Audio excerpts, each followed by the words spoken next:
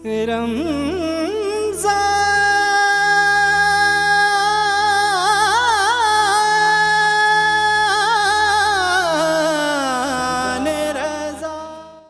کے نام سے الفاظ کا آغاز کرتا ہوں۔ ناظرین اکرام، حاضرین بزم، السلام علیکم ورحمۃ اللہ وبرکاتہ۔ ناظرین اکرام، سلامتی ہو ان کانوں کی سماعت پر، اس دل کی ہر دھڑکن پر، اس قدم کے ہر آہٹ پر، اور اس جسم کی ہر سانس پر جو ہمیشہ حق کی متلاشی رہتی ہیں۔ جی الحمدللہ، آج 14 رمضان المبارک کی خوبصورت نشریات رمضان رضا آپ دیکھ رہے ہیں، اور نغمہ نور اسٹوڈیو کی یہ بہترین کاوش سے آپ تک پہنچ رہی ہے۔ اور میں گزارش کروں گا آپ سے، جو ناظرین ہمیں دیکھ رہے ہیں، آپ بھی ہمارا ساتھ دیجئے اور اس دین کے پیغام کو، نیکی کے پیغام کو زیادہ سے زیادہ شیئر کریں، تاکہ جو دوسرے لوگ ہیں ان تک بھی ہمارا پیغام پہنچ سکے۔ تو ناظرین اکرام، آج پھر ایک دفعہ آپ کی خدمت میں بہت ہی خوبصورت مہمانوں کے ساتھ، الحمدللہ یکم رمضان سے آج 14 رمضان تک ہمارا ساتھ علماء کے ساتھ بہت خوبصورت طریقے سے آپ کے سامنے بھی ہم پیش کر رہے ہیں، اور اللہ تعالیٰ نے ہماری یہ علامہ صاحب خوش نصیبی ہے کہ عالم دین کے ساتھ وقت گزارنے کا موقع مل رہا ہے۔ تو یہ رمضان کی برکتیں بھی ہیں، اور اللہ تعالیٰ کا ہم پر احسان بھی ہے، اس پر جتنا بھی شکر ادا کیا جائے وہ کم ہی ہے۔ اپنے جو مہمان ہیں ان کا تعارف کرواتا چلوں۔ میرے ساتھ تلاوت الہی کے لیے بہت ہی خوبصورت قاری القراء، فخر القراء جناب حافظ محمد اسامہ رضوی صاحب، آپ وزیر آباد سے ہمارے پاس تشریف لائے حضور، میں آپ کو خیر مقدم کہتا ہوں، آپ نے ہمیں وقت دیا، اللہ آپ کو سلامت رکھے۔ اور انہی کے ساتھ نعت رسول مقبول کے گجرے الحمدللہ اعلیٰ حضرت پھر آپ کئی دنوں سے سن رہے ہیں، تو نعت رسول مقبول کے لیے ہمارے ساتھ جو مہمان ہیں محمد احمد شیرازی صاحب حضور، آپ کو بھی میں خیر مقدم کہتا ہوں، آپ نے ہمیں وقت دیا، اللہ آپ دونوں کو سلامت رکھے۔ تو ناظرین اکرام، دوسرا سیگمنٹ جو ہماری نشست کا یوں سمجھ لیں کہ نچوڑ ہوتا ہے، علم کا سمندر عالم ذیشان کے ساتھ۔ تو ناظرین اکرام، آج کے جو میرے عالم دین خوبصورت شخصیت جو ہمارے ساتھ موجود ہیں، میں ان کا تعارف کرواتا چلوں۔ آج جناب حضرت علامہ مولانا محمد امین قادری رضوی صاحب حضور، میں آپ کو خیر مقدم کہتا ہوں، خوش آمدید کہتا ہوں، آپ نے ہمیں وقت دیا۔ اس طرح دین کے مختلف کاموں میں آپ ہمیشہ مصروف عمل نظر آتے ہیں، اللہ آپ کو سلامت رکھے، اس کی جزا دے۔ اور انہی کے ساتھ میرے بہت ہی عزیز اور بہت ہی عزت کے قابل جو مہمان، علمی شخصیت علامہ حکیم تصدق حسین نوشاہی صاحب،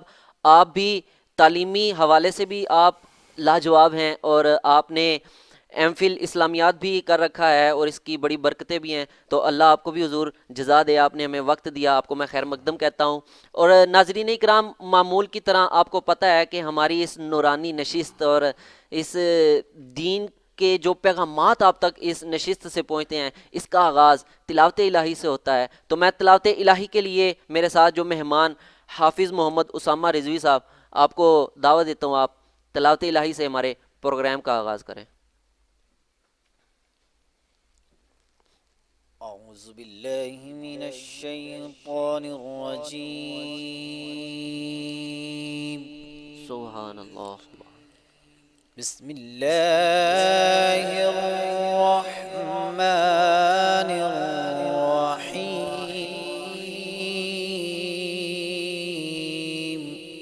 سبحان اللہ۔ والضحى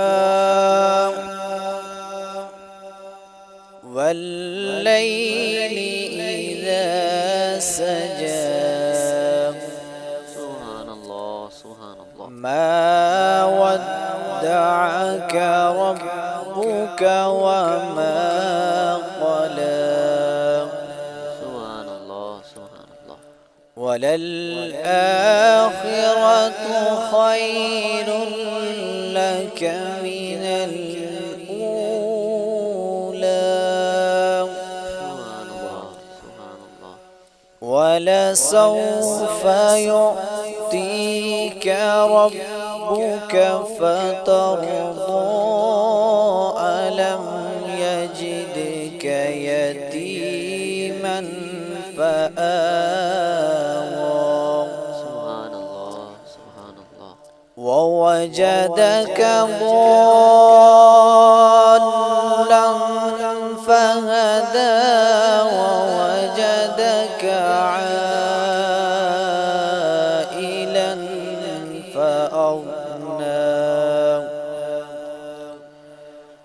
فأما اليتيم فلا تقهر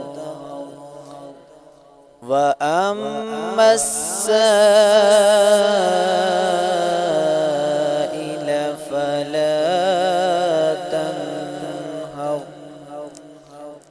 وأما بنعمة ربك فحدث سبحان اللہ. آمنت بالله صدق الله العظيم. سبحان اللہ. ناظرین اکرام، حافظ اسامہ رضوی صاحب آپ بہت ہی خوبصورت انداز سے تلاوت الہی فرما رہے تھے. تو آپ کو معلوم تو ہوگا کہ آسمانی کتابیں اور بھی ہیں، لیکن جو اللہ کی لاریب کتاب قرآن مجید کی بابرکات برکتیں ان کی بھی ہیں، لیکن جو دل کو سکون، جو راحت، اور اس سے پڑھ کر جو بندہ اپنے آپ کو مطمئن سمجھتا ہے، حضور میں سمجھتا ہوں کہ ماشاءاللہ بہت ہی لاجواب، اور اس میں کوئی شک بھی نہیں ہے.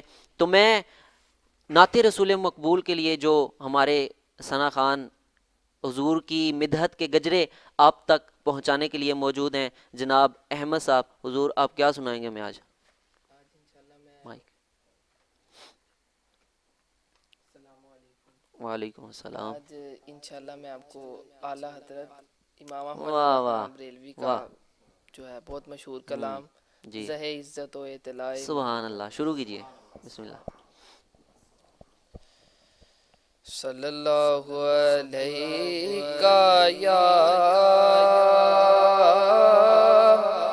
رسول اللہ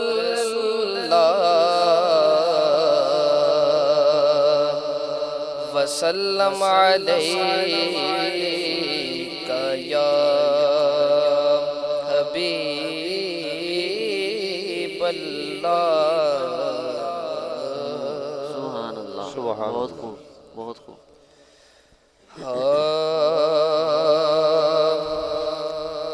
زہ عزت و اطلاع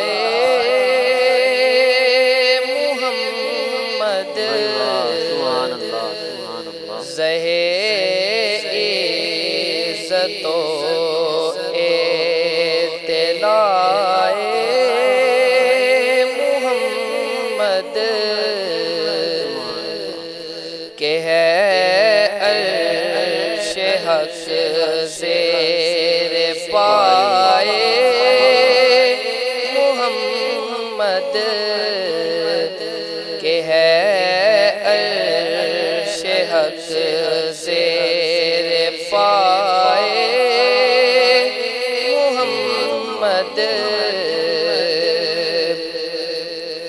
مکان عرش ان کا فلک فرش ان کا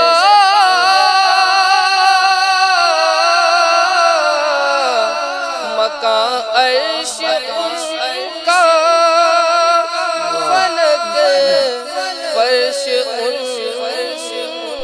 کا ملک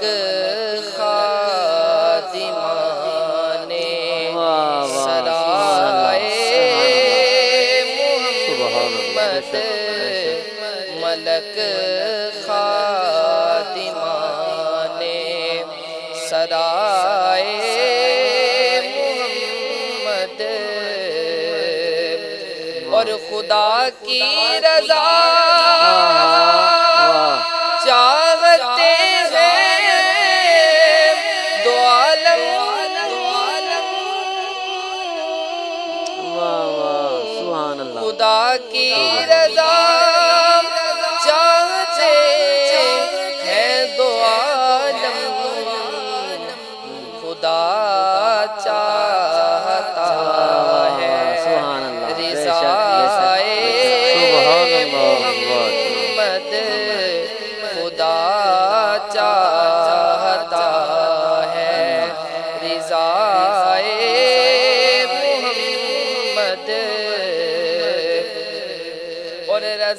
پل سے اب وجد کرتے گزریے، واہ واہ واہ، کہ ہے رب سلم صدائے محمد، کہ ہے رب سلم صدائے محمد، زہے عزتوں کے دلائے محمد، کہ ہے عرش حق زیر پائے محمد۔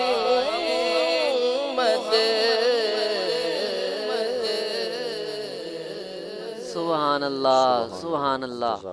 ناظرین اکرام، آج پھر الحمدللہ آپ نے اعلیٰ حضرت کو سنا، بہت خوب۔ احمد صاحب، آپ کو اللہ سلامت رکھے، آپ کے علم میں ذوق میں اللہ مزید برکت عطا فرمائے۔ تو ناظرین اکرام، موت حقیقت ہے، ہر ایک نے جانا ہے، لیکن جب موت آئے گی تو پھر دو منزلیں ہیں علامہ صاحب، ایک جنت ہے، ایک دوزخ ہے۔ اعمال نیک ہوں گے تو اللہ کے کرم سے حضور نبی کریم صلی اللہ علیہ وسلم کے ساتھ جنت میں داخل ہوں گے، اور اگر برے اعمال رہے، لاپرواہی میں زندگی گزاری، تو پھر دوسرا نام جہنم کا ہے، تو پھر سزا بھی ملے گی۔ تو ناظرین اکرام، جہاں اللہ تعالیٰ نے قرآن پاک میں جا بجا جنت کے ذکر سے ہمیں یہ آگاہی دی ہے کہ جی دو منزلیں ہیں آخرت میں، تو اس حوالے سے آج ہماری گفتگو ہوگی جنت کی نعمتیں، جنت کے بارے میں آج ہم علامہ صاحب سے گفتگو کریں گے۔ تو اس حوالے سے حضور، یہ خیال تو نہیں کیا جا سکتا انسانوں کے اندر کہ جنت کیسی ہوگی، اس میں نہریں ہیں، اس میں شہد کی نہریں ہیں، دودھ کی نہریں ہیں، اس میں باغات ہیں، اس میں پھر حوریں بھی اللہ نے رکھی ہیں۔ تو اس حوالے سے میں یہ چاہوں گا آپ ایک تجسس ڈال دیں کہ جنت کیسی ہوگی، پہلے اس کے بارے میں لوگوں کو تجسس ہو جائے، پھر ہو سکتا ہے کہ لوگوں کا رجحان نیکی کی طرف بڑھے۔ آپ کیا کہنا چاہیں گے؟ بسم اللہ الرحمن الرحیم، الصلاۃ والسلام علی سید الانبیاء والمرسلین، اما بعد، فاعوذ باللہ من الشیطان الرجیم۔ بہت شکریہ آپ کا عبداللہ مصطفی صاحب، آپ نے مجھے مدعو کیا ہے، اللہ آپ کو سلامت رکھے۔ اور میں یہ سعادت سمجھتا ہوں کہ ہماری آواز بالخصوص جی قرآن و سنت کے مطابق جو الحمدللہ۔ اللہ تعالیٰ جل جلالہ نے جنت کے احوال کو بیان کیا ہے، وہ اگر ہم آگے پہنچائیں گے تو ممکن ہے ایک مومن جو ہے نا، اس کے دل میں ذوق پیدا ہوتا ہے، جی، اور جب ذوق پیدا ہوگا تو پھر وہ وہاں جانے کا رستہ ڈھونڈے گا، اور وہ کوشش کرے گا کہ جو اتنی خوبصورت ہے، اتنا حسن ہے، اور اتنے انعامات ہیں، اور اتنی سہولتیں ہیں، تو میں کیوں نہ دنیا کی مشقت سے کوئی ایسا رستہ اختیار کروں کہ یہ دنیا میری اس طریقے سے گزر جائے۔ اگر کوئی پریشانی بھی آتی ہے تو کوئی بات نہیں، میں صبر کروں گا، لیکن اس کا بدل جو اللہ کی رضا سے ملے گا مجھے، وہ جنت ہے۔ تو کم از کم دنیا میں تو نہیں، آخرت میں مجھے وہ اس سے کچھ نہ کچھ حصہ ضرور ملے گا۔ تو میں جنت کے حوالے سے، آپ جو پوچھ رہے ہیں، جنت میں بے شمار نعمتیں ہیں، اور جنت کا دار و مدار جو ہے وہ ایمان اور تقوی کے اوپر ہے۔ سب سے پہلا جو رستہ ہمیں بتایا گیا نا جنت میں جانے کے لیے، وہ ایمان اور نیک اعمال ہے۔ جی بالکل۔ اور نیک اعمال کا جو بنیاد ہے وہ ایمان ہے۔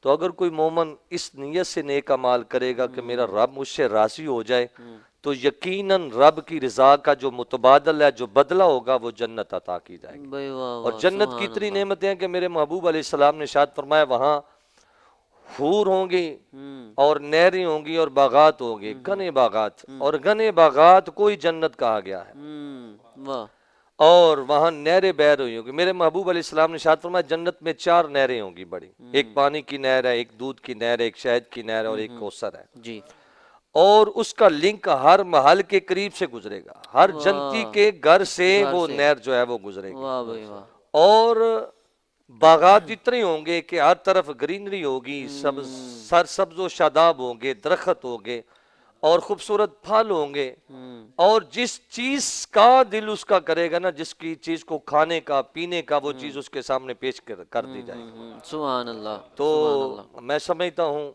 کہ اگر انسان جنت کی نعمتوں کے حوالے سے قرآن مجید پر غور کرے تو اللہ تعالیٰ جل جلالہ نے بے شمار نعمتوں کا ذکر کیا ہے۔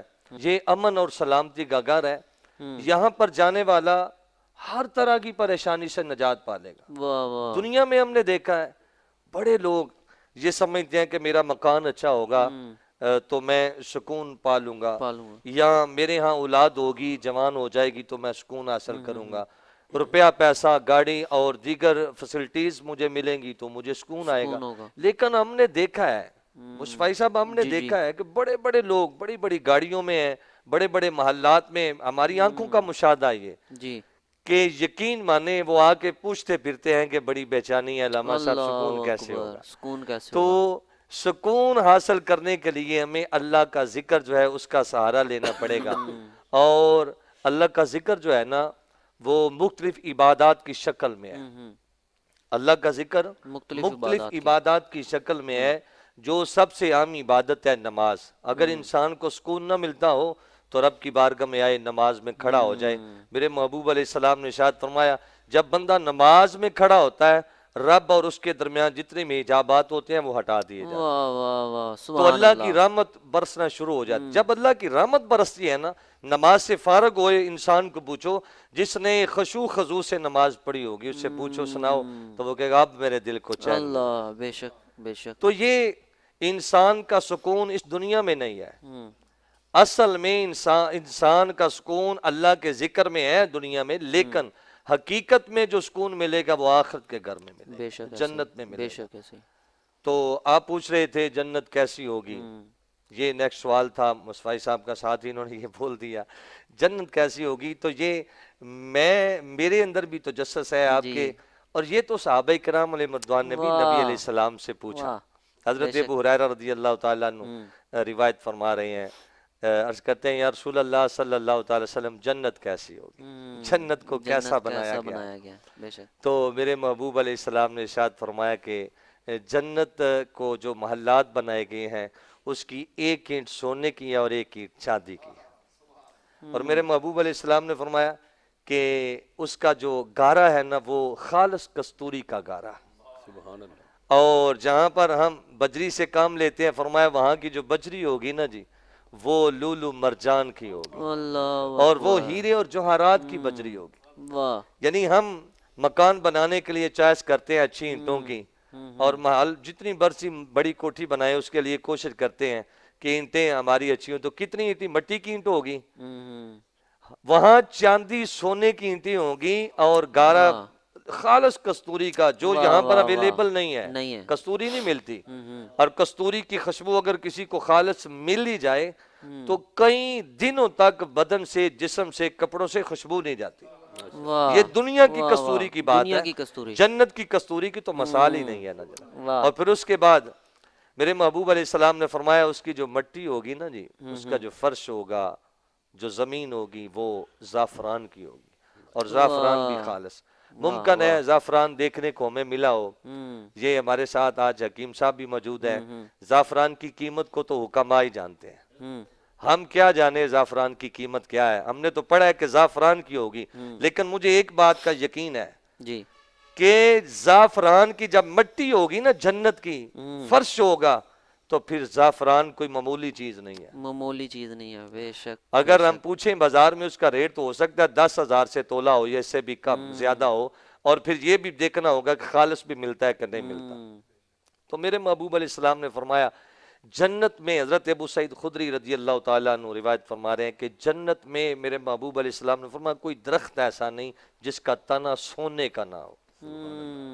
جنت میں درخت ہیں ان کے تنے بھی سونے کے ہیں۔ اور میرے محبوب علیہ السلام نے فرمایا جی یہ جو سدرۃ المنتہا کا درخت ہے نا، سدرہ بیری کو کہتے ہیں، سدرۃ المنتہا کا، جہاں پر فرشتوں کی انتہا ہوتی ہے، وہاں پر جو درخت ہے نا، میرے محبوب علیہ السلام نے فرمایا اس درخت کے ساتھ لٹکے ہوئے جو پروانے ہوں گے نا وہ سونے کے ہوں گے۔ اللہ، اچھا یار آپ دیکھیں گولڈ جو ہے، گولڈ روشنی میں کتنا چمکتا ہے، اور یار وہ جو پروانے اڑنے والے ہیں اس سدرہ بیری کے درخت کے اوپر جو سدرۃ المنتہا جس کو مقام انتہا پر جو انتہا ہے پر اس کے اوپر اڑنے والے پروانے جو ہیں وہ گولڈ کے ہوں گے، سونے کے ہوں گے، ان کے پر سونے کے ہوں گے، وہ سونے یہ آپ دیکھ لیں کچھ ایسے اشرات الارض ہیں یا اشرات ہیں کیڑے ہیں جو گولڈ کلر کے ہیں، جب وہ بالخصوص روشنی میں اڑتے ہیں تو ان کی جھلک اور ان کا حسن بڑا عجیب ہوتا ہے، بڑا جی ٹھیک ہے۔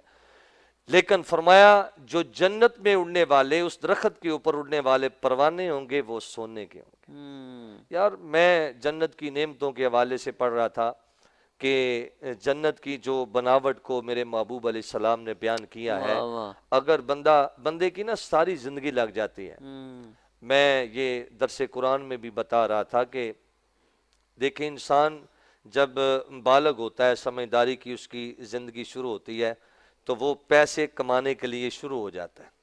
اچھا ایک عرصہ اس کا تعلیمی ہوتا ہے لیکن وہ تعلیم بھی حاصل کرتا ہے دنیا کی پیسے کمانے کے لیے، جی وہ پیسے کمانے کی غرض سے تعلیم ہنر سیکھتا ہے، دنیا کی تعلیم ایز اے ہنر لی جاتی ہے۔ جی اچھا جی وہ بوڑھا ہو جاتا ہے بیچارہ، کمر ٹیری ہو جاتی ہے مزدوری کر کر کے، پھر وہ اس کے ساتھ اس کی اولاد بھی شامل ہو جاتی ہے، وہ بھی مزدوری کرتے ہیں شب و روز دن رات کی انتھک محنت سے، ایک 5 مرلے کا مکان کھڑا ہوتا ہے، 5 مرلے کا 5 مکان، مرلے کا بے شک پھر جناب علی وہ پتہ نہیں کہ اس کے اندر رہنا بھی نصیب ہوتا ہے کہ نہیں ہوتا۔ 5 مرلے کے مکان کے لیے میں نے پوری زندگی 30 35 40 سال کی لگائی ہے، ابھی بھی کمپلیٹ نہیں ہوا، میرا من نہیں رضا جو ہے نا وہ خوش ہوا، ابھی ٹیل لگنے کو رہتی ہے، ابھی اس کی لان بننے کے لیے وہ پیسے نہیں ہے، وہ بھی بنانا ہے، پودے لگانے ہیں، وہ مکمل نہیں ہوا، انکمپلیٹ ہے۔ یار وہ ایک مکان کے لیے بندہ ساری زندگی لگا دیتا ہے۔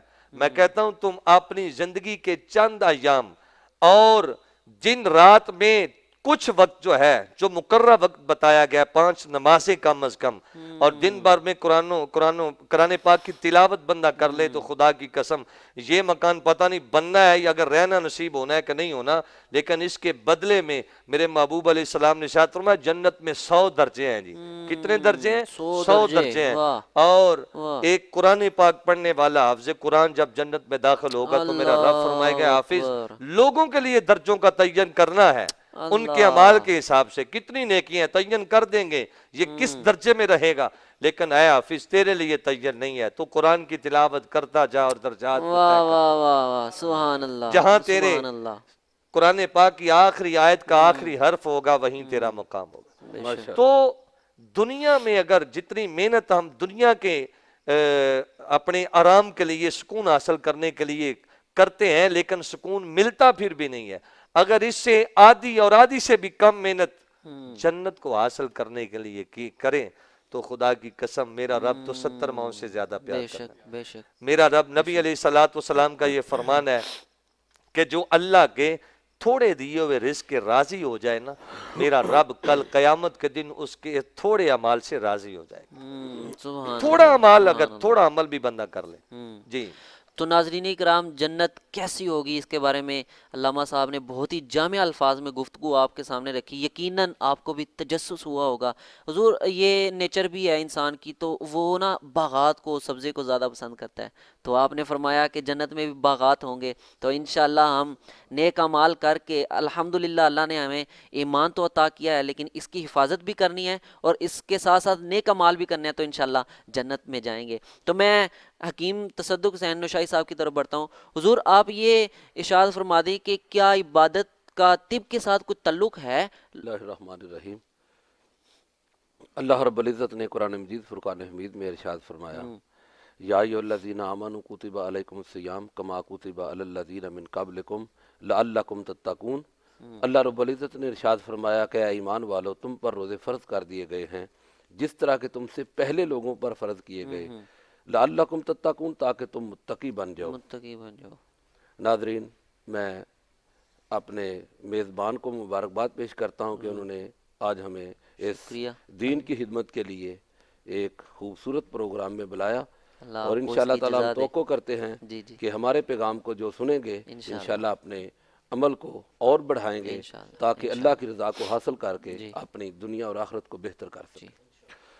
تو پیغام کے طور پر میں نے یہ آیت کریمہ کو اس لیے پڑھا تاکہ ہم یہ سمجھ سکیں کہ جتنی بھی عبادات ہیں ان کے لیے پہلی شرط ایمان کی ہے۔ تو اللہ رب العزت نے یہاں یا ایھا الذین آمنو ایمان والوں کو پکارا ہے اور ایمان والوں کو دعوت دی ہے کہ تم پر روزے فرض کر دیے گئے۔ معلوم ہوا کہ جو بھی عبادت ہے اس سے پہلے ایمان کا ہونا شرط ہے۔ تو میں ناظرین سے یہ کو پیغام دینا چاہوں گا کہ جب بھی رمضان آئے اس سے پہلے یا آپ حج کے لیے جائیں، عمرے کے لیے جائیں، زکوٰۃ دینا چاہیں، خیرات کرنا چاہیں، کوئی نیک اعمال کرنا چاہیں، آخرت کے لیے کچھ کرنا چاہیں، تو پہلے اپنے ایمان کا جائزہ لے لیں۔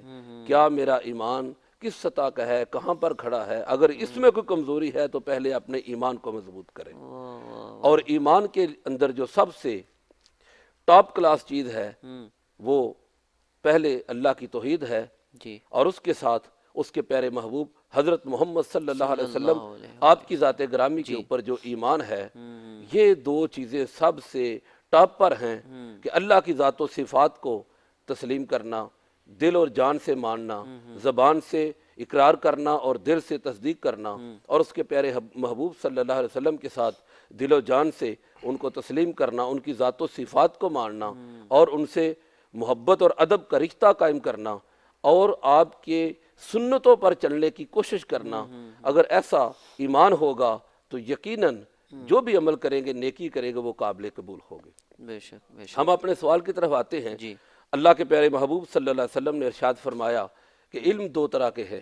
ایک علم وہ ہے کہ جسے آپ نے فرمایا علم الادیان، دین کا علم ہے، اور دوسری طرف فرمایا علم الابدان، بدن کا علم ہے، طب کا علم ہے، حکمت کا علم ہے، اور یہ جسم کے بارے میں جاننا، جانکاری کرنا اور اپنے جسم کی بیماریوں کو تلاش کر کے ان کا علاج کرنا، یعنی جسم کے بارے میں علم رکھنا، یہ ایک نصف علم قرار دیا گیا ہے۔ تو نصف علم پوری کائنات کے اندر دین کا علم ہے، اور نصف علم جو ہے اس جسم کا علم ہے۔ تو سوال پیدا ہوتا ہے کہ اللہ کے محبوب صلی اللہ علیہ وسلم نے اس دین کے ساتھ اس بدن کے علم کو کیوں بیان کیا؟ اس کی حکمت یہ ہے کہ جب تک انسان کے جسم تندرست نہیں ہوتا، جب تک چوک و چوبند نہیں ہوتا، جب تک اس کے اندر کوئی جان نہیں ہوتی، جب تک انسان ایک صحت مند نہیں ہوتا، اس وقت تک اس کی عبادت میں لذت نہیں ہوتی۔ بیمار شخص نہ نماز صحیح ادا کر سکتا ہے، نہ کسی غریب کی مدد کے لیے چل کر نکل سکتا ہے، نہ حرکت کے ساتھ دین کی خدمت کر سکتا ہے، جسم کے ساتھ کر سکتا ہے، نہ مال کے ساتھ کر سکتا ہے۔ یعنی کسی بھی طریقے سے جب وہ عبادت کرنا چاہے گا تو اس کے جسم کا تندرست ہونا انتہائی ضروری ہے۔ اگر کوئی عمرے پر جانا چاہے، حج پر جانا چاہے، تو جتنی لذت ایک تندرست شخص حاصل کر سکتا ہے اور اسے مزہ آئے گا عبادت میں، اتنا بیمار شخص نہیں کر سکتا۔ بیمار شخص کے لیے ویل چیئر لینا پڑے گی، کسی کو اٹھانا پڑے گا، اس کے لیے سواری لینا پڑے گی۔ تو جو مزہ اپنے جسم کے، اپنی ٹانگوں کے ساتھ چل کر صفا مروہ کرنا، طواف کرنا اور حجر اسود کو بوسے دینا، جو خود چل کر مسجد نبوی کے اندر اور خانہ کعبہ کے اندر نمازیں پڑھنا، جو اس میں مزہ ہے، وہ کسی کے کاندھوں پر اٹھا کر طواف کرنے میں مزہ نہیں ہے۔ تو اللہ رب العزت سے دعا کرنی چاہیے کہ یا اللہ، تو نے اگر مجھے اپنی عبادت کی توفیق دی ہے تو اس سے پہلے میرے جسم کو تندرستی دے دے، تاکہ میں تیری عبادات کو اپنے پورے ذوق اور شوق سے کر سکوں۔ بے شک۔ تو اس لیے کوئی بھی عبادت ہو تو بالخصوص ہم روزوں کی عبادت کے ساتھ آج منسلک ہیں۔ اللہ رب العزت سے دعا ہے کہ ہر کسی کو روزوں کا حق ادا کرنے کی توفیق عطا فرمائے۔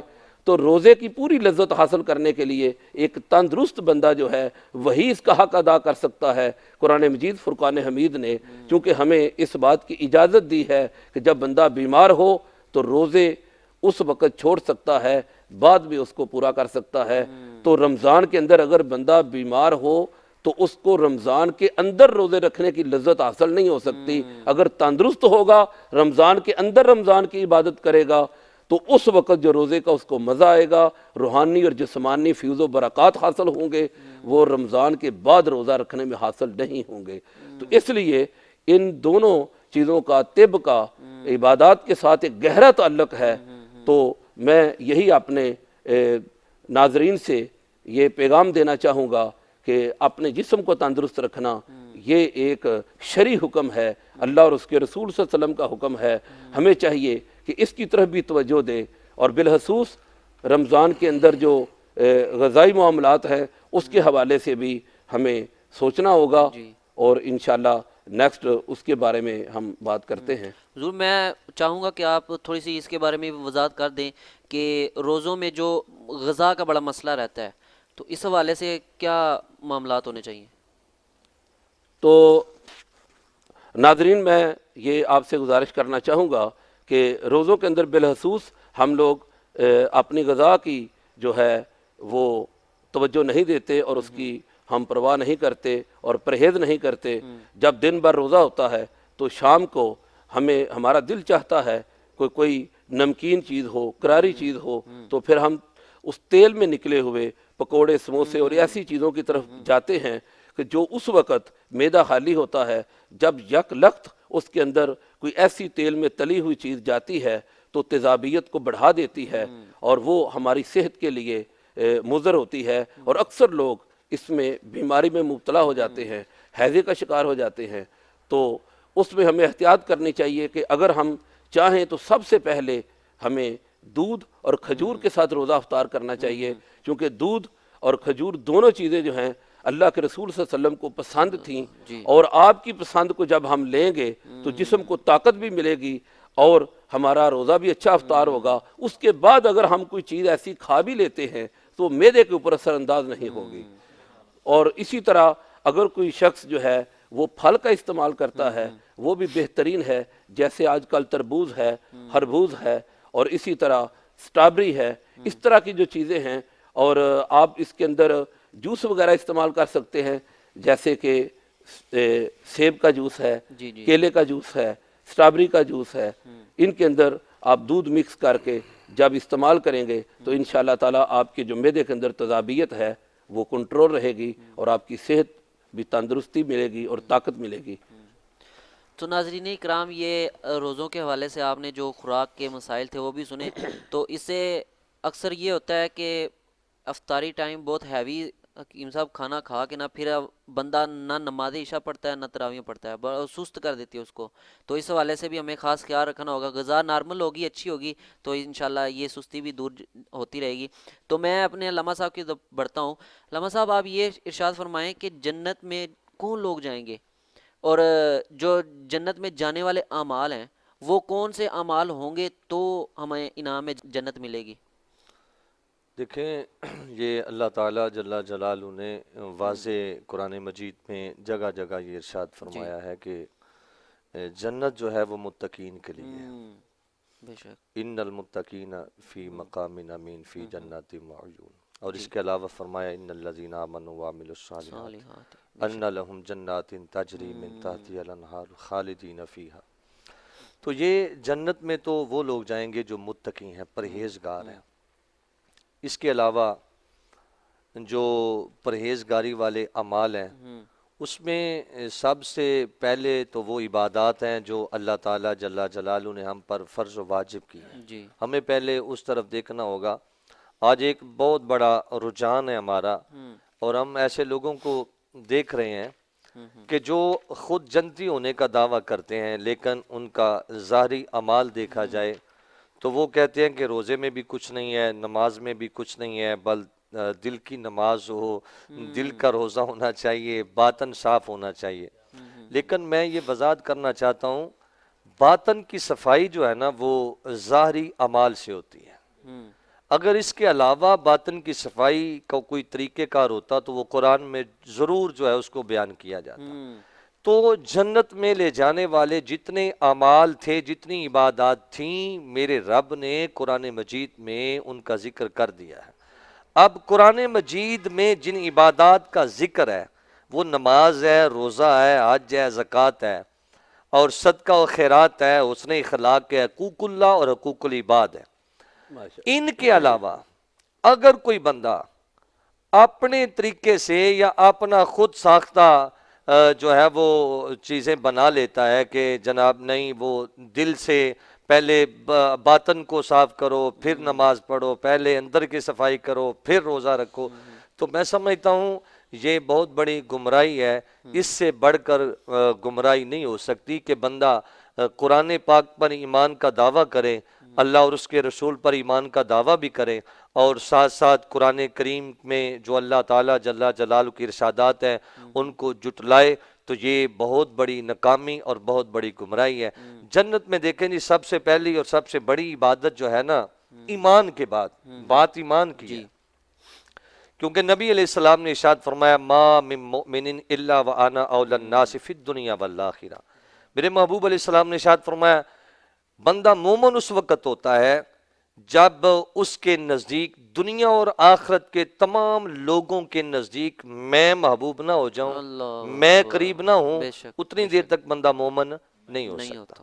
یہ تو ہماری بنیاد ہے اعمال کی، نیک اعمال کی بنیاد ایمان کے اوپر ہے، اور ایمان کی جو بنیاد اور اصل ہے وہ حضور علیہ الصلوۃ والسلام کی ذات کے متعلق اچھا عقیدہ ہے۔ اگر آقا علیہ الصلوۃ والسلام کے متعلق ہمارا اچھا عقیدہ نہیں ہوگا اور ہم اپنے زندگی کے جو لوازمات ہیں اور ہمارے تعلقات ہیں اور ہماری جو رشتہ داریاں ہیں ان کو ہم جو ہے وہ آگے رکھیں گے اور نبی علیہ الصلوۃ والسلام کی سنت اور آپ کے بتائے ہوئے طریقے کو پس پشت ڈالیں گے، تو پھر ہم صحیح معنوں میں مومن نہیں ہیں۔ صحیح معنوں میں مومن ہونے کے لیے حضور علیہ الصلوۃ والسلام کی اتباع اور محبت یہ بہت ضروری ہے۔ دیکھیں قرآن مجید میں بھی اللہ تعالیٰ عز و جل نے یہ ارشاد فرمایا النبی اولیٰ بالمؤمنین من انفسہم، کہ جو ایمان والے ہیں نا یہ نبی، اس نبی سے مراد پتہ کون ہے؟ خاتم النبیین صلی اللہ تعالی وسلم، حضرت محمد مصطفیٰ صلی اللہ علیہ وسلم۔ فرمایا جو مومن ہے نا، مومن اپنے آپ کو سمجھتا ہے، مومن بندہ اسی وقت ہوتا ہے جب اپنی جان سے زیادہ حقدار اپنے نبی کو سمجھے۔ اگر ایسا نہیں تو پھر بندہ مومن نہیں۔ اور ایک اور بھی حدیث میں کوٹ کر رہا ہوں، نبی علیہ السلام نے ارشاد فرمایا لا یؤمن احدکم حتی اکون احب الیہ من والدہ ووالدہ والناس اجمعین۔ یہ مشہور ترین حدیث علماء سے آپ سنتے رہتے ہیں کہ محبوب علیہ السلام نے فرمایا بندہ اتنی دیر تک مومن نہیں ہو سکتا جتنی دیر تک اپنے باپ سے، اپنی اولاد سے، کائنات کے لوگوں سے بڑھ کر۔ اب پتہ ہے کائنات کے لوگوں میں سے کون کون آتے ہیں؟ کائنات کے لوگوں میں ہماری اولاد آتی ہے، ہمارے رشتہ دار آتے ہیں، ہمارا قبیلہ آتا ہے، اور ہمارے تعلق، ہمارے دوست احباب تمام کائنات کے لوگوں میں آتے ہیں، جن کی وجہ سے ہم بعض اوقات مجبور ہو جاتے ہیں۔ بندہ کہتا نہیں یار میں فلاں رشتے سے مجبور ہوں، لیکن فرمایا اگر تم مجبور ہے نا، تو نے پھر رشتہ رکھ لیا، پھر تو ایمان والوں کے ساتھ میں نہ، پھر مومن نہ کہے اپنے آپ کو۔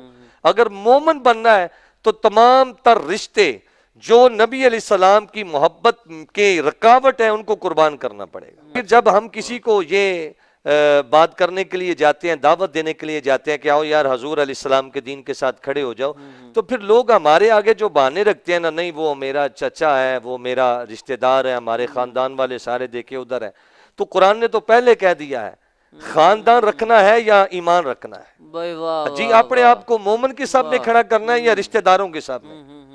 اگر تو تم نے رشتہ داروں کی صف میں کھڑا کرنا ہے نا، تو کل کو پھر اپنے آپ کو مومن نہیں کہنا، کیونکہ مومن کی شرط یہ ہے کہ جب حضور علیہ الصلوۃ والسلام کے دین کے اور حضور علیہ الصلوۃ والسلام کی محبت میں کوئی چیز رکاوٹ بنتی ہے، جتنا مرضی وہ قریبی رشتہ ہو وہ تمہیں قربان کرنا ہوگا۔ صحابہ کرام نے قربان نہیں کیا، حضرت ابوبکر صدیق رضی اللہ تعالیٰ عنہ نے اپنی اولاد کو قربان نہیں کیا۔ آپ کا بیٹا وہ کہہ رہا تھا جنگ بدر میں آپ ابا جان میری تلوار کے نیچے کتنی بار آئے لیکن باپ سمجھ کے چھوڑ دیا۔ آپ نے فرمایا بیٹا تو نے تو باپ سمجھ کے چھوڑا، لیکن میں محمد عربی کا دشمن سمجھ کر قتل کر دیتا، میں بیٹا نہ سمجھ۔ تو یہ ایمان کا تقاضا ہے حضور علیہ السلام کی محبت۔ تو جو ایمان والا ہے نا، قرآن مجید نے کہہ دیا ہے النبی اولیٰ بالمؤمنین من انفسہم، اگر تو مومن کی صف میں کھڑا ہونا چاہتا ہے تو پھر مومن جو ہے نا، مومن اس کی جان سے زیادہ جو حقدار ہے وہ محبوب علیہ السلام۔ اور مومن سمجھتا بھی یہ ہے، اگر یہ نہیں سمجھتا یا ایسا اس کے عمل سے ثابت نہیں ہوتا تو پھر وہ صحیح مومن نہیں ہے، مانو صحیح مانوں میں مومن نہیں ہے۔ پھر تو یہ دیکھیں جنت میں جانے کے لیے سب سے پہلے تو ہمیں نیک اعمال کرنے ہوں، لیکن نیک اعمال کی بنیاد ایمان کے اوپر ہے۔ اب بندہ جب باری آ جائے حضور علیہ السلام کی عزت و ناموس کی تو بندہ خاندان کے ساتھ کھڑا رہے اور پھر نمازیں پڑھتا رہے، تو ایسی نماز، ایسا روزہ، ایسا زکوٰۃ، ایسا حج اور لوگوں کے ساتھ جتنا مرضی تم خرچ کرتے رہو، یہ میں نہیں سمجھتا کسی کام آنے والی چیز ہے، کیونکہ اس کے پیچھے ہیں تو یہ نیک عمل، لیکن اس کی بیس ایمان ہے۔ تو نیک اعمال جو ہیں وہ نماز، روزہ، حج، زکوٰۃ اگر ہم خشوع خضوع کے ساتھ کریں گے تو یقیناً یہی ہمیں جنت پہ لے کے جائیں گے۔ ہاں اگر ایمان مضبوط ہوگا، حضور علیہ السلام کی محبت ہمارے سینے میں ہوگی، تو یقیناً انسان نسیان سے بنایا بھول جاتا ہے، خطا کرتا ہے، گناہ کرتا ہے، تو کل کو میرے محبوب علیہ السلام بروز قیامت میری اور آپ کی شفاعت، ہم جیسے گناہ گاروں کی شفاعت کر کے جنت میں لے ہی جائیں گے۔ ماشاءاللہ۔ تو ناظرین اکرام، علامہ صاحب کی گفتگو سے بہت ہی سبق حاصل ہوا۔ آپ بہت ہی خوبصورت انداز میں جو اعمال ہیں وہ آپ ہمیں وضاح سے بتا رہے تھے۔ اللہ آپ کے علم میں حضور برکت عطا فرمائے، اللہ آپ کو سلامت رکھے، اس کی جزا عطا فرمائے۔ علامہ صاحب، یہ ہمارے اکثر کہا جاتا ہے کہ ہر مشکل کے بعد پھر آسانی رکھی گئی ہے۔ جی جی، تو یہ دنیا میں ہمیں مشکل کاٹنی ہوگی، مشکل نہیں ہے اگر بندہ دل سے خشوع و خضوع کے ساتھ، حضور مزہ ہی اس میں ہے۔ تو کیا کہنا چاہیں گے میں اس پہ؟ سمجھتا ہوں کہ مشکل میں لذت ہے۔ جی جی جو دین اسلام کے حوالے سے مشکل ہم برداشت کرتے ہیں نا، اس میں ایک خاص اللہ تعالیٰ نے لذت رکھی ہوئی۔ دیکھیں انسان جو عام انسان جنگ کے دوران قتل ہوتا ہے، اسلام کی دفاع کی وجہ سے لڑتے لڑتے دنیا سے چلا جاتا ہے، اس کے اوپر تلواروں کے، تیروں کے، نیزوں کے وار ہوتے ہیں، تو وہ اس کو جو وار لگنے والے ہیں وہ لذت دیتے ہیں۔ اس کے برعکس جو کافر ہے، جو دین کے خلاف لڑنے والا ہے، اس کو ان واروں سے تکلیف ہوتی ہے، لیکن ایک واحد ایمان ہے، ایمان کی لذت اتنی ہے کہ ہر واہ مشکل واہ واہ، اس کو لذت دیتی ہے۔ واہ سبحان اللہ۔ تو ناظرین اکرام، آج کا باتیں تو بہت زیادہ ہیں لیکن ہمارا وقت علامہ صاحب مختصر ہوتا ہے، تو اس مختصر نشست میں جو ہو سکا آپ تک پہنچانے کی کوشش کی۔ تو انشاءاللہ پھر حاضر ہوں گے کل اپنے نئے مہمانوں کے ساتھ، نئے عالم دین کے ساتھ اور نئے ثنا خان اور نئے قاری کے ساتھ آپ کی خدمت میں ایک دفعہ پھر حاضر ہوں گے۔